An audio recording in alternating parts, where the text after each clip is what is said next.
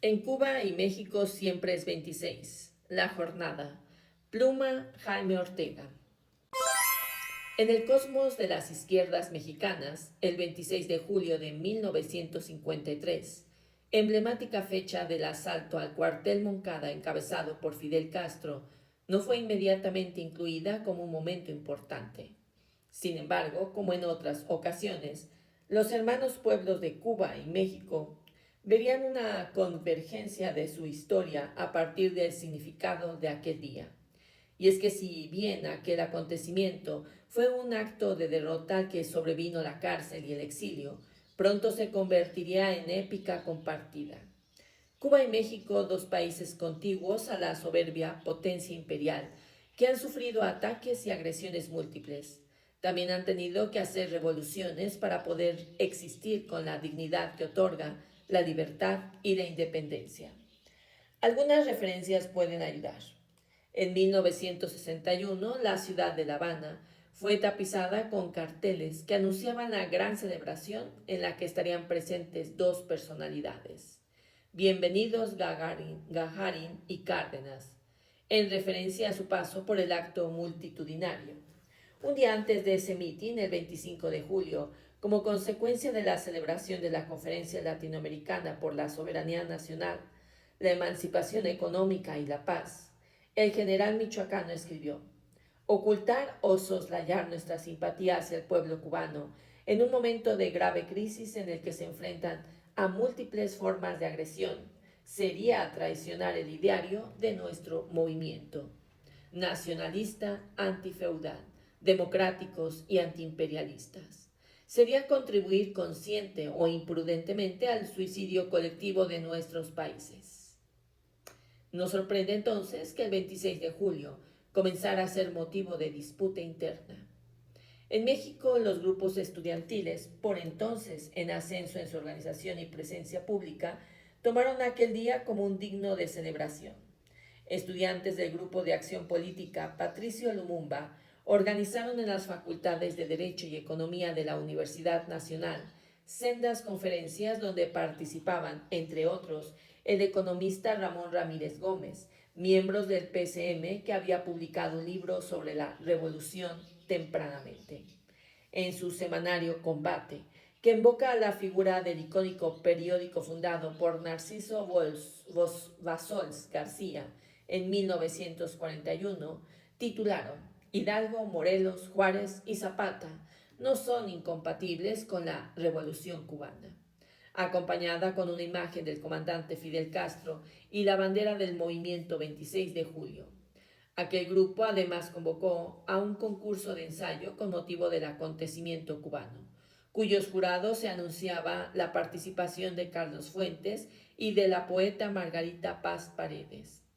Paralelo a esto, grupos anticomunistas quemaron efigies de Fidel Castro en el campus, en una acción de franca provocación ante el ascenso de las izquierdas en el sector universitario. Así, la cavernaria pero existente derecha estudiantil se sumó en aquel día a la evocación confrontativa.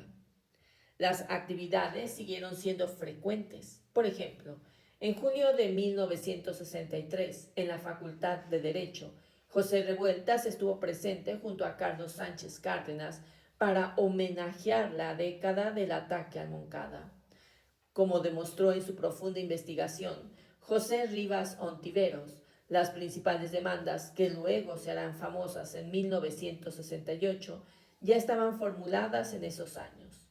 Y el 26 de julio era especialmente un día donde salían a relucir sobre aquella que versaban sobre los presos políticos. Todo esto no pasaría de ser un anecdotario sobre actos estudiantiles o de las militancias de izquierda. Y es que de entre los distintos años y motivos celebratorios a nadie le puede quedar duda de que el más importante fue precisamente el de 1968, que sería de la comprensión moderna de la búsqueda por la democracia y las libertades políticas en México sin la referencia a aquel año. pese a que ha sido obviado por los socialdemócratas de segunda división, que son nuestros transitólogos locales. El 26 de julio puede ser considerado la fecha de arranque del movimiento estudiantil popular que conmovió los días y las noches de un intenso verano contestatorio. Aquel viernes, el múltiples veces citado ataque policial que tocó a dos manifestaciones que ocurrían de manera paralela, una en reclamo sobre lo sucedido en la despolitizada trifulca anterior y la del 15º aniversario del asalto al Moncada, arrojó una expansiva ola represiva.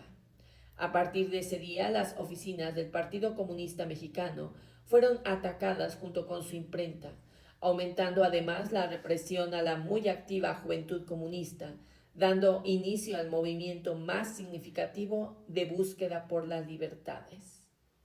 Ojalá pronto el caudaloso afluente de la memoria en torno a las luchas del pueblo mexicano no evoque solo la derrota y la masacre, pues así en el del 68 tendría mayor peso el festivo, solidario y revolucionario, el 26 de julio, y no la pesadumbre del 2 de octubre, porque al final del día no fue sino la defensa de la soberanía del pueblo cubano lo que movilizó a la juventud, que protagonizó la gesta democratizante: solidaridad, revolución y soberanía, las tres palabras que unen a Cuba y a México.